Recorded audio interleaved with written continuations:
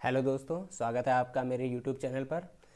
इससे पहले वाली वीडियो में हम लोग शुद्ध अशुद्ध शब्द के सारे नियम वगैरह देखे थे। तो कुछ शब्द बच गए थे, इनको हम आज इस वाले वीडियो में अध्ययन करेंगे। इसके बाद जो शब्द से संबंधित अशुद्धियाँ आती हैं, ये वाला चैप्टर आपका ख़त्म हो जाएगा। और आपका नेक्स्ट चैप्टर जो शुरू होगा वो होगा जो वाक्यों में अशुद्धियाँ होती हैं, वो वाला चैप्टर शुरू होगा। तो चलिए शुरू करते हैं। देखिए, ये जो इस वाले वीडियो का जो पहला नियम है, ये है विसर्ग संधि पर आधारित नियम। विसर्ग संधि पर आधारित नियम किस तरह से होते हैं? जो अक्सर हम लोगों के गलत हो जाते हैं, वो इस तरह के शब्द गलत होते हैं। पहले हम लोग नियम देख लेते हैं। नियम ये है कि अगर जो विसर्ग के पहले आ रहा हो और विसर्ग के बाद में जो दूसरा शब्द जो आता है उसमें का खा या फिर पा फा ये अक्षर आ रहे हो, तो जो विसर्ग है वो अपरिवर्तित रहेगा। विसर्ग अपरिवर्तित रहेगा, पहला नियम ये है। और दूसरा नियम क्या है? दूसरा नियम ये है कि अगर जो विसर्ग के बाद में जो वर्णमाला है उसके तीसरा चौथा पांचवा वर्ग का अगर जो वर्ण आ रहा है या फिर या रा ला वा और हा आ रहा है, तो जो विसर्ग है वो ओ में, विसर्ग जो है वो ओ में बदल जाएगा। अब इन नियमों पर आधारित शब्द हम लोग देख लेते हैं, जो कि हमारे हमेशा परीक्षा में पूछे जाते हैं और गलत भी लोगों के खूब होते हैं। देखिए, शब्द है मनः कामना। इसमें अशुद्धि किस तरह लिख के आती है? मनो कामना। हमको पढ़ने में तो लगता है एकदम सही शब्द है, इसमें कोई गलती नहीं है, जबकि गलती यही है कि जो विसर्ग है अगर जो इसका संधि विच्छेद करेंगे तो विसर्ग के बाद में आ गया है का, और हमारे पास नियम क्या है कि का और ख के बाद में का और खा और पा और फा, इनके बाद इनके पहले अगर जो आ आया है तो हमारा क्या हो जाएगा? इसका हो जाएगा, हमारा विसर्ग जो है अपरिवर्तित रहेगा। ये हमारा नियम है। अब देखिए, अगला वाला जो है इसी तरह क्या है? पयः पान, पयः पान। फिर अगला शब्द क्या है? रजः कण, रजः कण। फिर अगला शब्द क्या है? अधः अधः पतन। फिर उसके बाद में अगला शब्द क्या है? मनः कामना, मनः साधना। का पा और यहाँ पर भी देखिए का फिर पा, और इसी तरह ये देखिए सा आया है। सा का नियम असल में ये होता है कि अगर जो सा आ जाए, शा आ जाए, तो या तो विसर्ग जो है अपरिवर्तित रहेगा, वैसे ही रहेगा, और वरना जो ये सा आ रहा है इसी का दोहराव हो जाएगा। दोहराव का मतलब मनस आधी सा फिर साधना, इस तरह से दोहराव हो जाएगा। ये आपका सही हो जाएगा इस तरह से। तो अगर जो ये इस तरह के साथ दिखे ये भी सही है, अगर जो इस तरह से दिखे ये भी सही है। अगला देखिए शब्द है वयः क्रम। वयः क्रम, का आ गया तो विसर्ग अपरिवर्तित। इसमें देखिए पा आ गया, वयः प्राप्त, फिर इतः पूर्व, फिर शिरः पीड़ा। शिरो पीड़ा नहीं होता, यही जो है शब्द यहीं पर से गलत होता है। ये जो अलग अलग हो गया, ये एक में होगा, ये भी एक में होगा, ये भी एक में होगा, सारे शब्द इसमें एक में हैं। अब देखिए, यहाँ पर वयः प्राप्त है और यहाँ पर वयो वृद्धि है। जो वृद्धि के साथ में है वो ओ आ गया है, क्योंकि इस पर दूसरा वाला नियम लागू हो रहा है। और इसमें क्या है? पा आया है, पा के पहले विसर्ग अपरिवर्तित होता है। हम लोगों ने नियम देख लिया, का खा पा फा के पहले जो है विसर्ग अपरिवर्तित रहता है। तो सारे जो शब्द हैं इस तरह से आ गए। अब देखिए, जो अपरिवर्तित होता है उसमें किस तरह होता है? मनः प्लस रथ क्या हो जाएगा? मनोरथ। इसी तरह मनः प्लस योग, मनोयोग। फिर मनोहर, मनः प्लस हर, मनोहर। फिर यशो लाभ, अधोगति, अधोगति नहीं अधोगति। नभो मंडल, यशो लाभ, यशो लाभ तो अच्छा रिपीट हो गया। तो इस तरह से इसमें अगर ओ बन रहा है, अगर जो का खा पा फा आ जाए तो क्या आ जाएगा? उसका विसर्ग अपरिवर्तित रहेगा। ये दो हमारे नियम हो गए। अब नेक्स्ट हम लोग देखते हैं तीसरा नियम। तीसरा नियम ये है कि अगर जो शब्द में आपके शुरुआत में पुनः आ जाए या अंतः आ जाए, ये आदि ना है, अंतः। अगर जो पुनः आ जाए, अंतः आ जाए, तो उसमें जो ये विसर्ग होता है ये र में बदल जाता है, रा में बदल जाता है। उदाहरण देख लीजिए, जैसे कि पुनः प्लस अवलोकन, तो विसर्ग किस में बदल गया, रा में। पुनर्वलोकन, देखिए रा की मात्रा नहीं लगी है, रा पूरा है। पुनर्अवलोकन, फिर पुनर्भिनय, पुनर्रचना, इस तरह से ये जो है रा बदल जा रहा है। एक इसका अपवाद ये है अंतः साक्ष्य, अंतः साक्ष्य ये इसका अपवाद है, खाली ये आपको याद रखना है। अब लिंग से संबंधित अशुद्धि, लिंग से संबंधित अशुद्धियाँ जो होती हैं इनको हम देखेंगे। देखिए पहला ये है हथनी। ये शब्द, ये सारे शब्द यहाँ पर शुद्ध लिखे गए हैं, मैंने शुद्ध लिखे हैं, अशुद्ध नहीं लिखे हैं, ताकि आपको बहुत ज़्यादा कन्फ्यूज़न ना हो। इसका थोड़ा पहले आप नियम देख लीजिए। नियम ये है कि जो स्त्रीलिंग शब्दों में प्रत्यय लगता है वो बड़ी ई या फिर बड़ा आ, ये दो लगता है।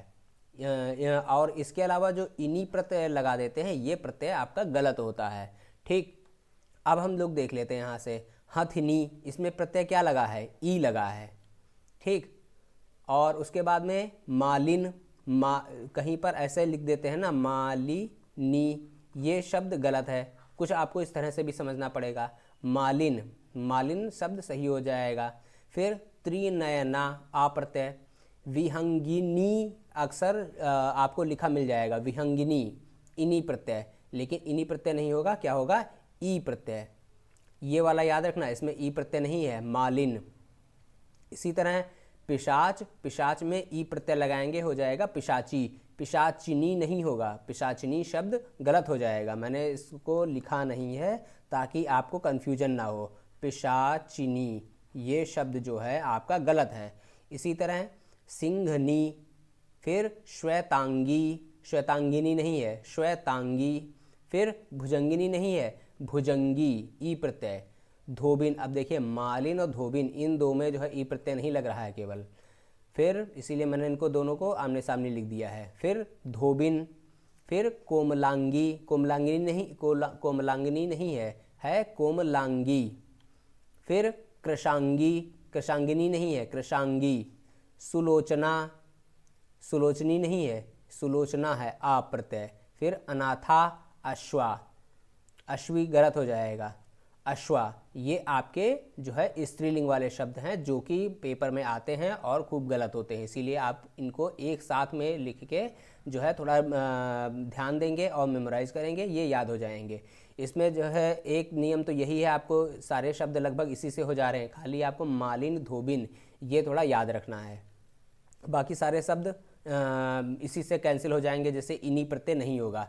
अब इनी प्रत्यय जहाँ पर लग रहा है वो सारे कैंसिल कर दीजिए, बचेंगे केवल मालिनी और धोबिनी, सॉरी मालिन और धोबिन। अगला देखते हैं अन्य शुद्ध शब्द। इसमें केवल मैंने शुद्ध शब्द लिखा है, अशुद्ध इनका नहीं लिखा है। फिर है शब्द आपका कनीनिका, कनीनिका, कनीनिका होती है आँख की पुतली। और दूसरा शब्द है महामहिम, देखिए हा में है छुटी की मात्रा, और जो अधिक अक्सर प्रोनाउंस करते हैं वो हम लोग इस तरह बोलते हैं कि महामहिम, महामहिम नहीं है, महामहिम। तो जो उच्चारण आप दैनिक जीवन में यूज करते हैं वो भी प्रयास करिए कि सही उच्चारित हो। क्या शब्द हो जाएगा, महामहिम। फिर है स्तन्यपान, स्तन एक स्तन्य का मतलब होता है, स्तन्य का मतलब होता है स्तन से निकलने वाला पदार्थ, और स्तन्यपान स्तन पीना, जैसे कि बच्चा स्तन पी रहा हो तो क्या हो जाएगा, स्तन्यपान, स्तनपान नहीं स्तन्य, इस तरह से स्तन्यपान। फिर हिंसा को जो है इसमें तत्सम में यानी संस्कृत में हिंस कहते हैं, और यही शब्द अधिकतर सही है। सही ये भी शब्द है। इसमें आता है चुनाव कि ऑप्शन हमारा कैसा दिया है, जो 4 ऑप्शंस होते हैं उसमें हम देखते हैं ऑप्शन कैसा दिया है। अगर जो हिंसक के अलावा दूसरे कुछ ऑप्शन दिए हैं जिसमें जो है गलती है, अशुद्धि है, तो हम वो सही मानेंगे। लेकिन हिंसक और हिंस्र दोनों साथ में दे दे तो हम हमेशा जो है हिंस्र सही मानेंगे। समीक्षा अधिकारी में तुलनात्मक रूप से शब्द आते हैं कि तुलनात्मक रूप से ज़्यादा सही कौन सा है। अगला है इसी तरह अजस्र, अजस्र फिर जो हम लोग अक्सर सृजन सृजन कहते हैं, ये शब्द अशुद्ध होता है, सही शब्द होता है सर्जन।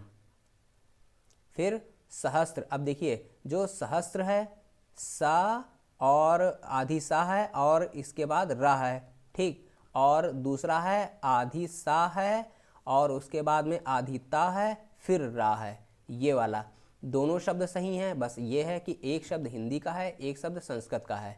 जो नियम मैंने इसमें बताया है कि हिंस्र और हिंसक, और वही नियम इसमें भी लागू होगा, मतलब तुलनात्मक रूप से हमें देखना होगा कौन सा शब्द आया है। अगला हम लोग देखते हैं, इसमें जो है जो गलती होती है ऊहापोह में, वो ऊ की अधिकतर गलती आती है और इसके अलावा कोई गलती नहीं आती है। तो हमें इसमें याद रखना है कि बड़ा ऊ है, ऊहापोह होता है। इसमें छुटा ऊ है, यानी उषा काल होता है, ऊषा काल नहीं होता है। फिर उधम नहीं होता है, जैसे छुटा ऊ करके लिख देते हैं उधम, ये नहीं होता है, उधम। लेकिन जब उधमी लिखते हैं, जैसे कि जो शैतान होता है उसको उधमी बोलते हैं, तो उधमी लिखते हैं तब उधमी, ऐसे, तब ये जो है छुटाऊ होता है। जब उधम लिखेंगे तब बड़ाऊ लिखेंगे। अगला है रुद्र। रुद्र में देखिए छुटाऊ की मात्रा है और इसमें दा आधी है और फिर रा है, रा पूरी, इसको जो है इस तरह लिखते हैं, दा आधी और रा। अगर जो राम दा में मात्रा होगी तो ऊपर होगी, नीचे लिखा है तो इसका मतलब रा है, तो ये हो जाएगा रुद्र। दा में रा, दा के साथ रा और रा के साथ में जो मात्रा है, यही दो गलतियां आती हैं। अगला है रुग्ण।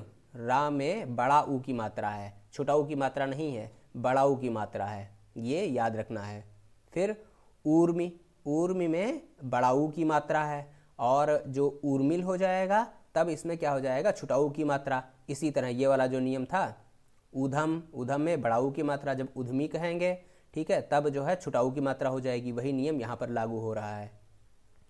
अगला ये देखिए, पिछले वाले वीडियो में बताया गया था कि झोपड़ी नहीं होता है, झोंपड़ी होता है, झोंपड़ी। और दूसरा शब्द है वंदना, वंदना, ये वाला शब्द जो होता है वो गलत होता है, ना नहीं बनता है, अंग की बिंदी लगती है। इसी तरह एक शब्द है नाव, ऐसे हम लोग लिख देते हैं ना, नाव, तो ये जो है बिंदी इसमें नहीं लगती है, सीधा ऐसे लिखते हैं नाव, बिना बिंदी के। ये शब्द खूब आया हुआ है पुरानी परीक्षाओं में, अब नहीं पूछा जाता है, लेकिन इसको मैंने इसलिए लिख दिया ताकि जो है हो सकता है पुराना जो है रिपीट कर दे, इसीलिए मैंने इसको लिख दिया है। तो ये शब्द क्या है, सांकृत्यायन, सांकृत्यायन, सांकृत्यायन, इस तरह से शब्द है। इसको आपको थोड़ा याद रखना है क्योंकि ये शब्द जो है कई बार पूछा गया है, पीसीएस में भी पूछा गया है, आरओ प्री और मेंस दोनों में पूछा गया है। अब देखिए कुछ जो शब्द हैं जो हमें कंफ्यूज करते हैं वो हम देख लेते हैं। देखिए एक शब्द है व्यंग और दूसरा शब्द है व्यंग्य। व्यंग में पूरी गा है और व्यंग्य में आधी गा है, फिर या है। व्यंग का जो है इसका अगर जो संधि विच्छेद करेंगे तो हो जाएगा वी प्लस अंग। अब देखिए इसमें लास्ट में क्या आ रहा है, ई, और इसमें क्या आ रहा है, आ, तो ये कौन सी संधि हो गई, यण संधि। यण संधि, यण संधि में ई का क्या हो जाता है, या, वही हो गया यहाँ पर व्यंग। व्यंग मतलब बिना अंग का। जब व्यंग्य हम कहेंगे तब उसका मतलब होता है कि कटाक्ष करना या उपहास उड़ाना, इस तरह से होता है। तो ये दोनों शब्द आपको थोड़ा ध्यान रखना है कि कहाँ पूछा गया है। ये हो सकता है जो शब्दों के लिए एक शब्द आता है उसमें जो है भले पूछ दे कि जो है उसमें कंफ्यूज करने के लिए पूछ दे। शुद्ध अशुद्ध के लिए भी मैंने जो है इसको रख दिया है ताकि आपको जो है क्लियर हो जाए। अगला है स्रोत और स्तोत्र। स्रोत का मतलब होता है सोर्स और स्तोत्र का मतलब होता है स्तुत्यात्मक श्लोक, मतलब जिसकी स्तुति यानी प्रशंसा में कुछ श्लोक लिखा जाए या पढ़ा जाए, वो होता है स्तोत्र, स्तोत्र। नेक्स्ट हम लोग देखेंगे, नेक्स्ट देखिए यहाँ पर शुद्ध अशुद्ध दोनों को एक साथ लिखा है क्योंकि ये वर्ड बहुत ज़्यादा नियमों पर आधारित नहीं है, सीधा जो है रटने वाले हैं।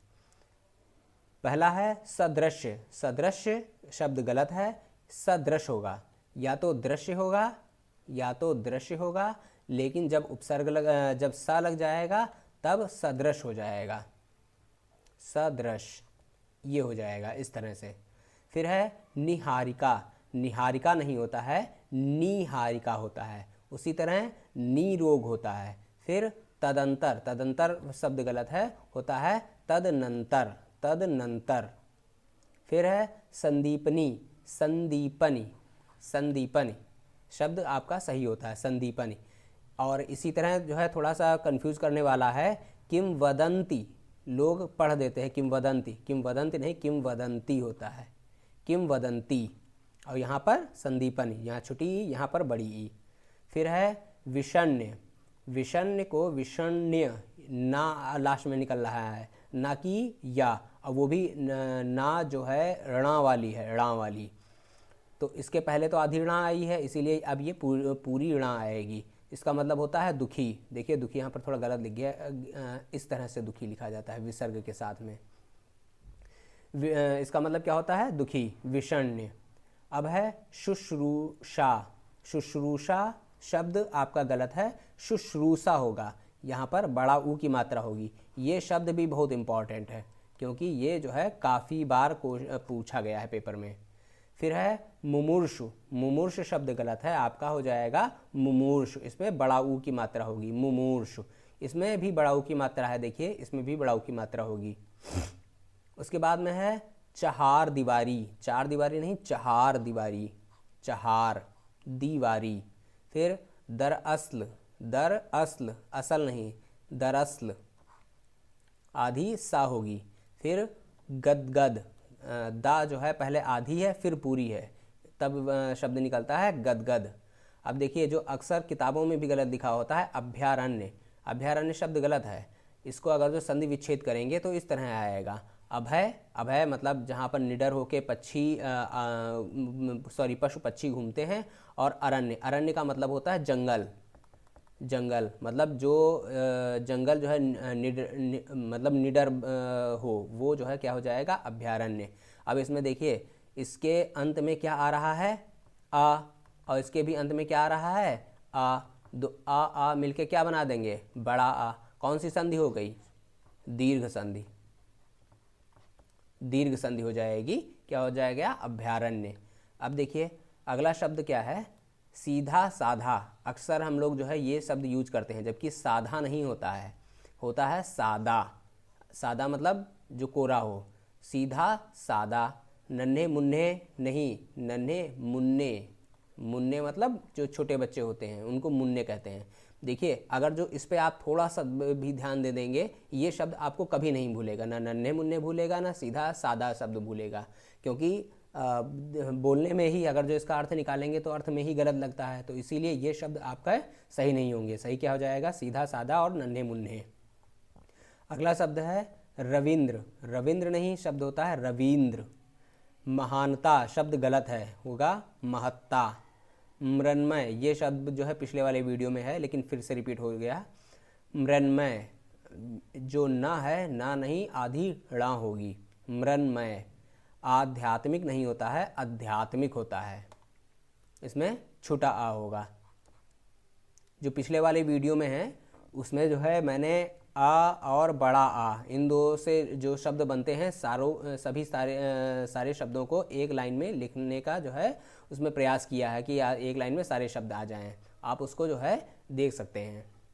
अगला शब्द है शरद चंद्र। सही शब्द क्या हो जाएगा, शरद चंद्र।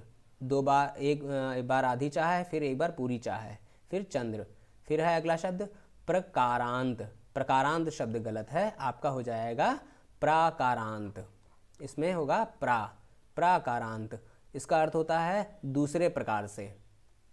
अब देखिए ये वाला शब्द हम लोगों को कई बार कंफ्यूज कर देता है, ऐसे लिख देते हैं वैश्या।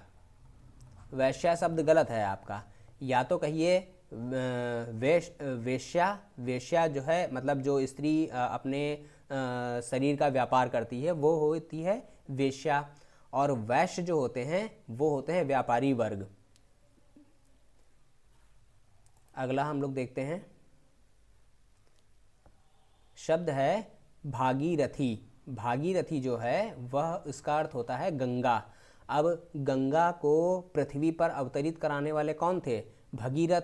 तो भगीरथ ऋषि के नाम पर जो है उनका नाम जो है क्या पड़ा, गंगा जी का नाम भागीरथी, इसीलिए भगीरथ से संबंधित का अर्थ है भागीरथी। इसमें भा के साथ में बड़ा आ गया।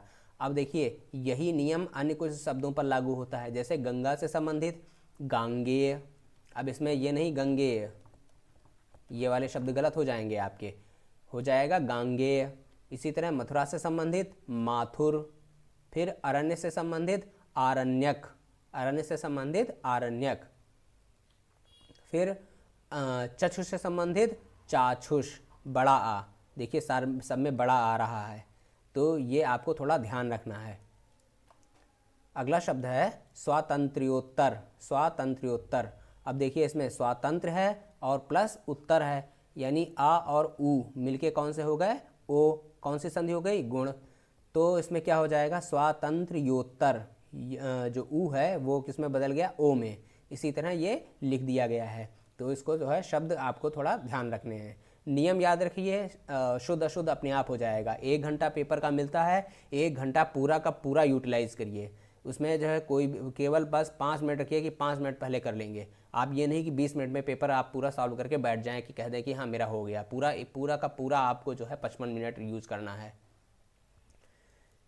अब है प्रत्यय। अब देखिए इसमें जो है ई जो या है और या में ई की मात्रा है, और जो ई है जो स्वर है इसमें जो है गड़बड़ी हो जाती है। इसका नियम क्या है, नियम ये है कि अगर मूल शब्द में या आ रहा होगा, या आया होगा, तो जो शब्द होगा उसमें ई प्रत्यय लगाने पर भी इसमें ई आएगा, ना कि ई आ जाएगा। एग्जाम्पल देख लेते हैं। जैसे मूल शब्द क्या होता है, आया, या फिर मूल शब्द छोड़ दीजिए, इसको इस तरह कह लीजिए कि जो शब्द है उसको किसी दूसरी तरह बोल के देख लीजिए। जैसे कि आया है, तो आया को अगर जो ई प्रत्यय लगाएंगे तो इसमें आई हो जाएगा, ना कि जो है इस तरह से आई, ये वाला आई नहीं होगा। अगला देख लीजिए, जैसे कि उत्तरदायी है, उत्तरदायी। अब इसको याद रखने का तरीका यही है। देखिए उत्तरदायित्व होता है ना, या आया, या आया।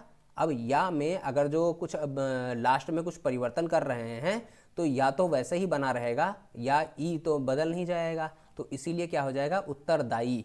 उसी तरह देखिए अनुनय, लास्ट में क्या आ रहा है, या आ रहा है, तो इसीलिए जब अनुयायी लिखेंगे तो ई लिखेंगे, ना कि ई लिख देंगे।